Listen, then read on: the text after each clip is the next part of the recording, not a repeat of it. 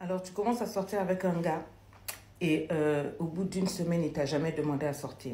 Il sait que tu es célibataire, il sait que tu es indépendant, tu as ton appartement. Et sa stratégie, c'est plutôt de te texter plein de messages et surtout de s'inviter chez toi.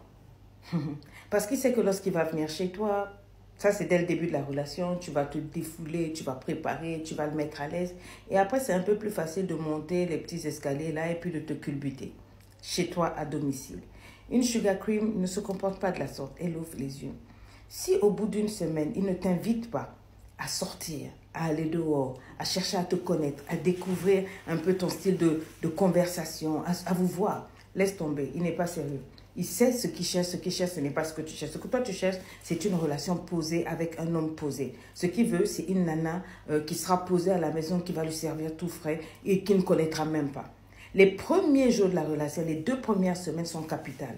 Il faut que tu observes les mots qu'il dit. Il faut que tu observes son comportement. Il devrait avoir envie de sortir avec toi, d'aller au cinéma, d'aller au restaurant, de te présenter par-ci par-là. Et puis, juste te sortir de ton élément pour te voir à quoi tu ressembles en dehors. Découvrir des conversations quand on est en train de marcher dans le parc, dans le quartier. Juste sortir. Mais si tous les rendez-vous là qu'il veut, c'est seulement chez toi à domicile, pendant qu'il te demande, est-ce que tu peux préparer, je vais arriver. Est-ce que tu peux faire ceci, je vais venir. Tout et tout. Et toi, tu es là, tu te tracasses. Quand il finit de manger, il finit de faire tout ce qu'il veut faire, de regarder la télé, zapper, après il monte sur toi, il te couille bien. Tu devrais te poser des questions. Est-ce que ce gars-là est sérieux? Est-ce que je vais quelque part? C'est pour ça que je vous dis chaque fois, les filles, vous êtes trop pressées à ouvrir vos jambes. Vous n'êtes pas obligé d'ouvrir vos jambes dès le début des relations. Si c'est moi là, on va arriver jusqu'au mariage. Mais il y a des tocards qui vont venir manquer de respect ici, demander toi-même, oui, moi j'ai attendu le mariage avant de me donner à mon homme. Oui, j'ai fait ça.